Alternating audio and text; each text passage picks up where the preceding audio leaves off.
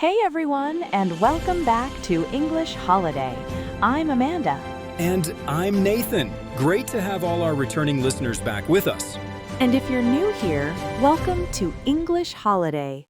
We're called that because learning English with us should feel like a fun vacation, not hard work. Exactly. We help people learn English through casual, easy conversations. No boring textbooks here. And hey, if you're enjoying the show, please subscribe. It really helps us grow and reach more English learners around the world. So today we're talking about something super practical: restaurant vocabulary and phrases for when you're traveling to an American city. Right, because let's be honest, you're going to need to eat when you travel, and restaurants can be intimidating when English isn't your first language. Totally. So let's start with some basic but super useful phrases. First up, can I please have some water?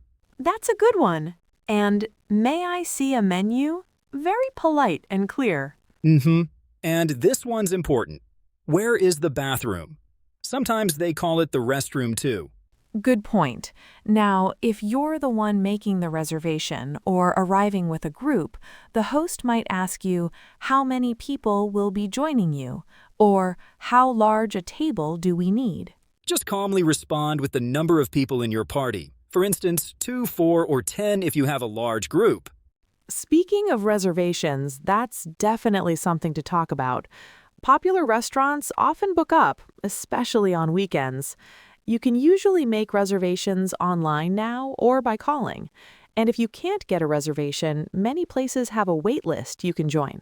Right. And don't be surprised if you have to wait even with a reservation. American restaurants often overbook slightly, so you might wait 10 to 15 minutes. Just grab a drink at the bar if they have one. That's totally normal. Here are some other questions you might want to ask.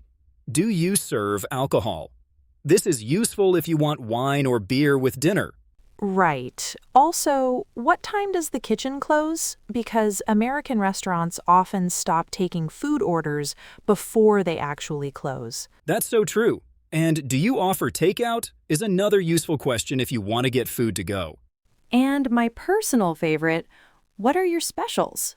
This is how you find out about dishes that aren't on the regular menu, usually seasonal or chef's recommendations. Oh, that's a great one. Now, Amanda, I think we should talk about something really important: treating restaurant staff with respect. Always be kind to the staff. They work hard and many people aren't that kind. Absolutely, Nathan. Working in restaurants is incredibly stressful, especially when they're busy.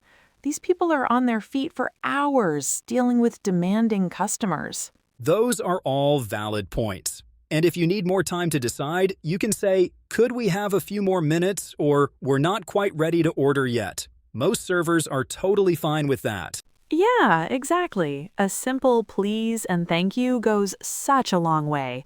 And patience, if your food takes a while, it's usually not your server's fault. Right. And if you don't understand something on the menu, don't be afraid to ask. You can say, what's in this dish? Or how is this prepared? Like, is it fried, grilled, or baked?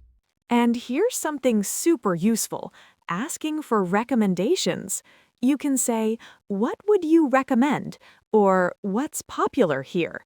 Servers usually love to share their favorites. Now, let me share a few more really helpful phrases. When you're ready to order, you can say, I'd like to start with for appetizers, or for my main course, I'll have. Totally. So let's talk about food. Nathan, what's your absolute favorite thing to order at restaurants? Oh man, I'm a total pasta person.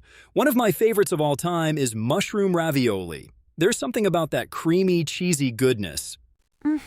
That sounds amazing. And I love trying different types of pizza too. Not just pepperoni, but like margarita with fresh spinach or something with prosciutto and arugula. And I know it can be a controversial topic, but I do admit I like pineapple on my pizza. Please don't hate me. Oh, that sounds delicious. For me, I'm obsessed with Thai food. I love pad Thai with the perfect balance of sweet, salty, and spicy. And tom kha soup. That coconut broth is just incredible. Oh yeah, Thai food is incredible. And I'm also a huge sushi fan.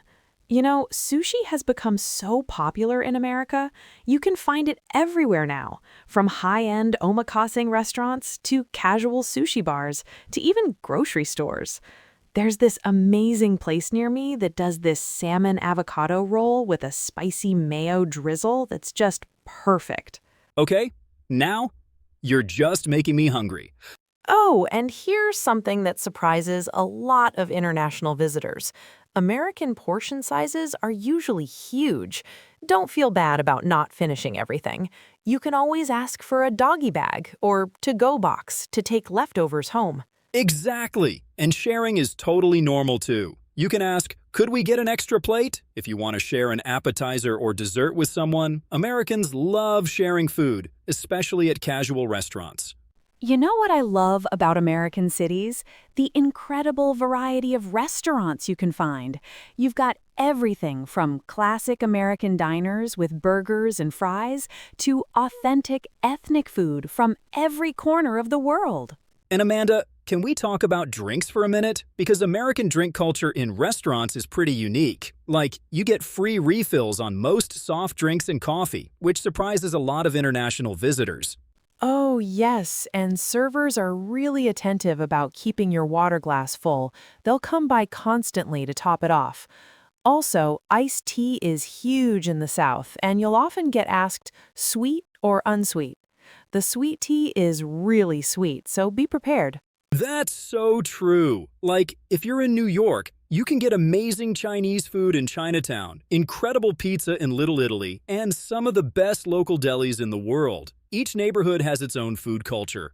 And then you have distinctly American styles too, like Southern comfort food, think fried chicken, mac and cheese, cornbread, or West Coast cuisine with fresh seafood and lots of avocado.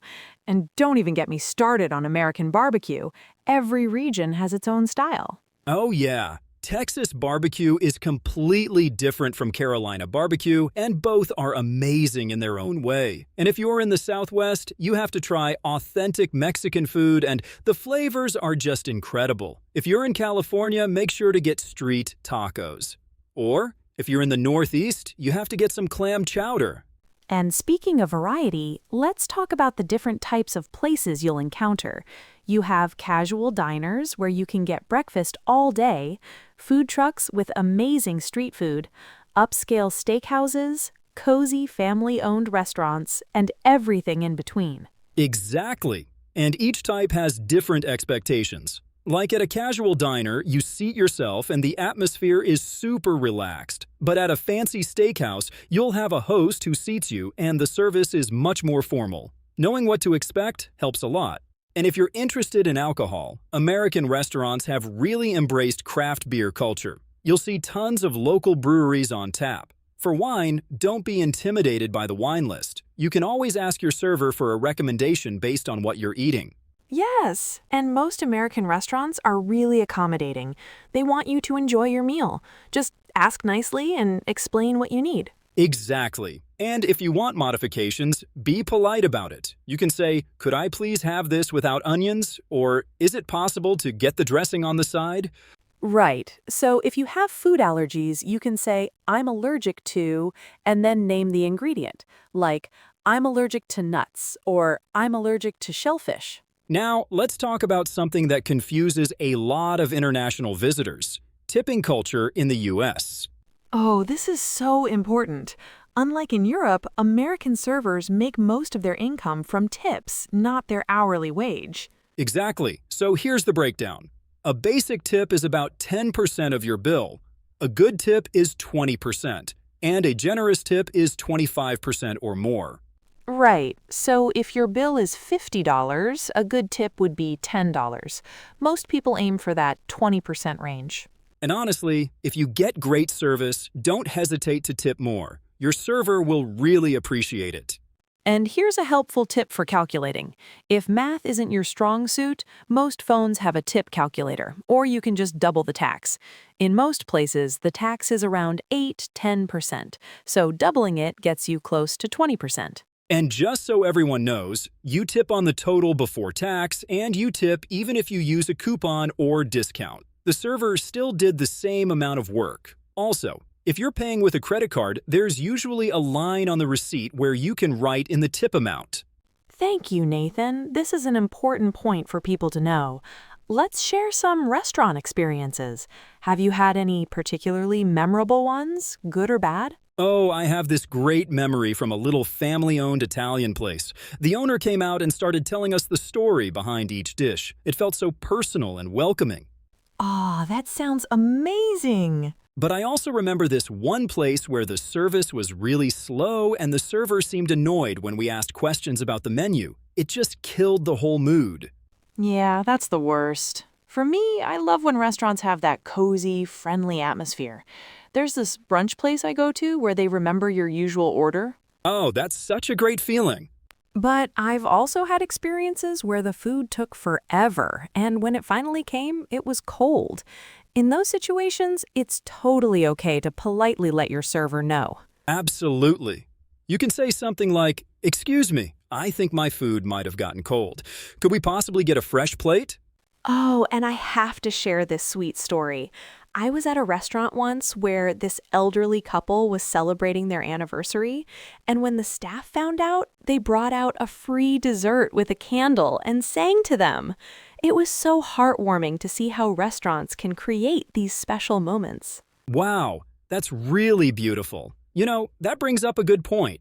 If you're celebrating something special, don't hesitate to mention it when you make your reservation. Many restaurants love to help make birthdays or anniversaries extra special. Exactly. Most restaurants want to make it right. The key is being polite but clear about what you need. Well, I think we've covered a lot of useful restaurant vocabulary today. From basic phrases to tipping culture to making reservations and sharing our food experiences. We really have.